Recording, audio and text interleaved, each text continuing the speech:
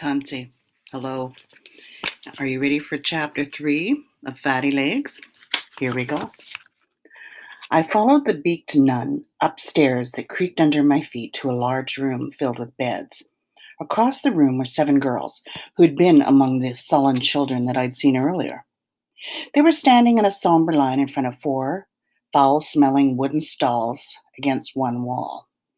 The outsider pushed me into place at the end of the row, and I nearly gagged from the odor that wafted from the stalls behind us. Another dark-cloaked nun passed by the girls, eyeing them up and down, one by one. She clutched a large pair of shears. She stopped in front of a small, sickly-looking Inuit girl. I knew the girl must be from Copper Inuit, from Victoria Island, because her parka cover was drawn high at the sides, the front and the back, hanging low like the beaver tail, unlike the Mother Hubbard parkas we wore in the West. The girl shrank under the nun's glare. Catching a firm hold on one of the girl's long braids, the nun snipped it off with a clean slice and let it fall to the floor. The girl hid her face in her hands as the second braid was cut.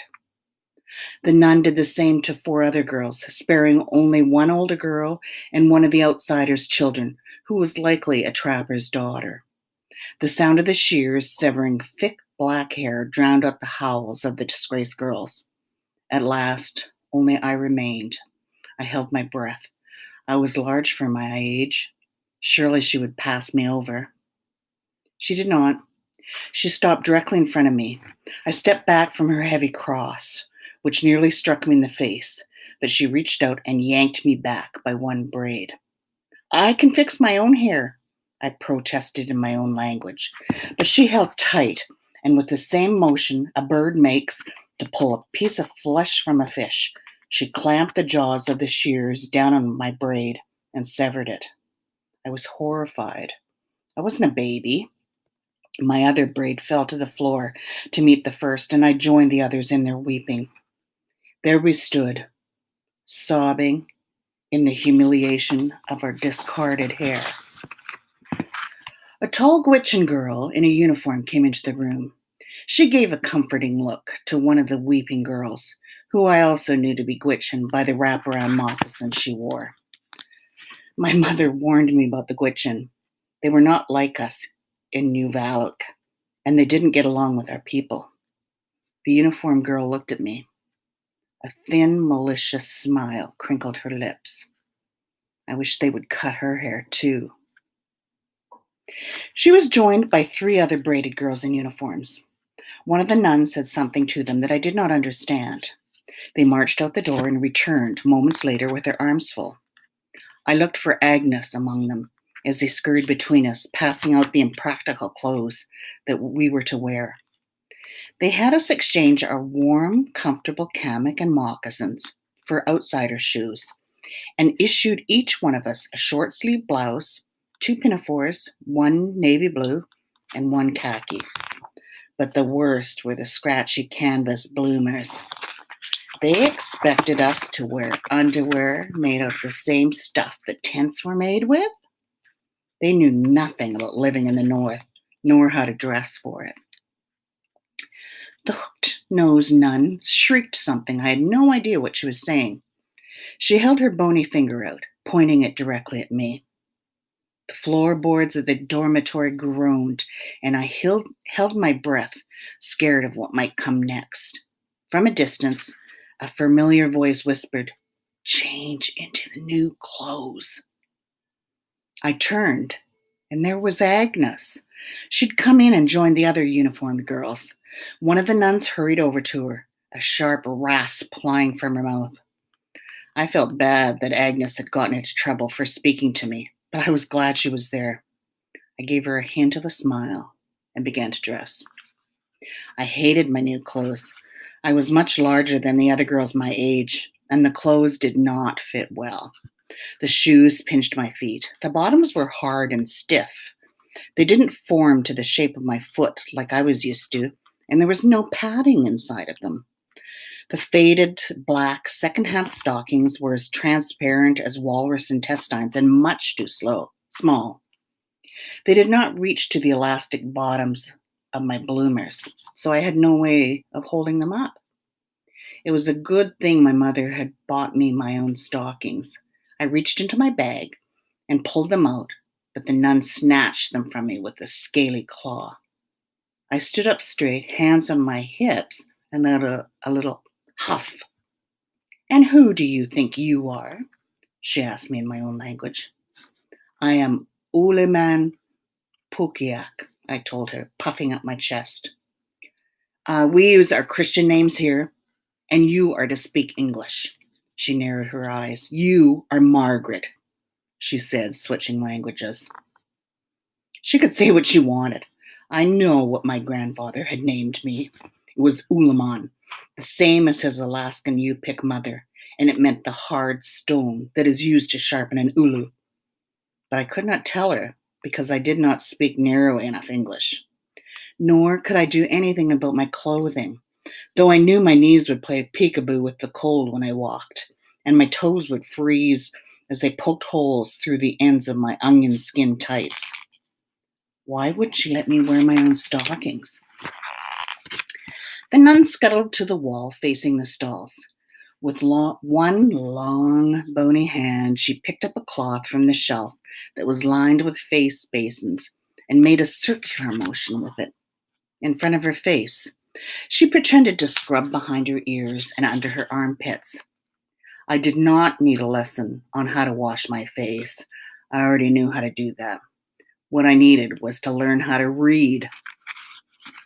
After she finished her class on washing, she opened her mouth and let out a squawk. First, the outsider's daughter took out a tube and a toothbrush from among her belongings. The rest of us did as she did.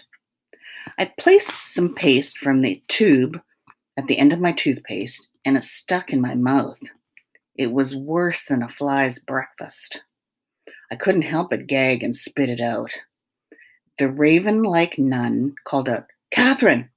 And the Gwich'in girl who had smiled when my haircut tore the tube from my hand and took it to her. The nun cackled and held up the tube for the other girls to see.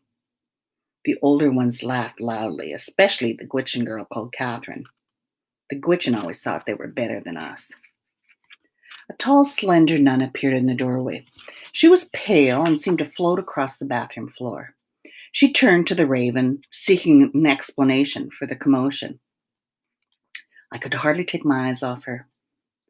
The raven made a gesture from her cheekbone to her jaw, like a man shaving her whiskers. The new girls now laughed too. My mother had bought that tube for me. They weren't just laughing at me, they were laughing at her. I wanted to tell the nun that it wasn't funny. My mother couldn't read. How was she to know that she was buying shaving cream and not toothpaste? I saw the muscles of the tall nun's beautiful long neck tense, but she did not laugh. She glided toward me and pulled a small tube from her pocket. I'm not trying that, I thought. I've had enough of the outsider's pace. She took a drop from the tube, placed it on her own tongue, and smiled. After rinsing my brush, she put a strip of the paste on it. She said. I trusted her smile, so I put it in my mouth. It was cool and refreshing, like the mints my father had once bought us at the Hudson's Bay Company. As I ran the brush across my teeth, I could see the tall nun in the mirror. She looked like a pale swan, long and elegant. Later, Agnes told me that her name was Sister Macmillan, and that she was in charge of all the other nuns. She would be the perfect woman to teach me how to read. But reading, as I discovered, would have to wait. Once we'd finished cleaning ourselves, it was time to clean the school. We were separated into groups. I was lucky I was put into Agnes's group. We were assigned to clean one of the classrooms. We wiped down the desk, the walls, and the floor with a harsh-smelling liquid that made our eyes water and ate at the skin of our fingers. After we had dusted, swept, and washed everything, we rubbed wax into the wood floor until it was smooth and as slick as ice. Agnes and the other girls had fun slipping and sliding around on it, but my stockings were too worn on the bottom for sliding. I perched myself on one of the small wooden desks to see how it would feel. Letters, like those from Rosie's books, decorated the walls of the classroom. I stared at them, trying to decipher what they meant. Suddenly, the girls fell silent. I turned to see why. Whap! A stick came down on the desk I was sitting in. I jumped in my skin. The raven stood over me with a look that made it clear she did not approve of me sitting down. I scrambled to my feet. She pointed to the dusting cloth in my hand and then pointed to the rows and rows of books at the back of the class. The other girls were dismissed to get ready for dinner, but I had to stay. By the end of the first day, the only books I touched were the ones that I had dusted. I hardly slept that night. The bed had a rickety frame that creaked every time I took a breath. Each girl's bed was as loud as mine, and the noise filled the vast space of the large room with a disjointed foreign sound, unlike the sleepy, rhythmic breathing of my father, my mother, and the siblings with whom I'd shared a tent since birth. Sobs also carried through the room. My eider-down blanket was soft, but I missed the musky smell of furry hides, the comforting aroma of smoke drifting through the air, and the darkness of the tent even in summer. The thin serge curtain above my bed did little to keep the midnight sun from penetrating the huge room. Gathering the blanket off my assigned bed, I crawled underneath it, squinted my eyes, and imagined that my father's pipe was glowing in the distance. They woke us up very early the next morning, but my sleep had been almost as brief as the short-lived darkness. By the time the nuns entered the room, clapping their hands fiercely, I was dressed and sitting on the edge of my bed. I was not about to let another minute stand between me and my chance to learn. However, all I was about to learn was what was to be done with the smelly buckets that I discovered in the stalls the night before. We called them honey buckets, but there was nothing sweet about a bucket that was used as a toilet. With extreme care, we hauled them down the stairs and across the schoolyard, where we dumped them in the river. When we returned, we were set to work cleaning the chicken coop.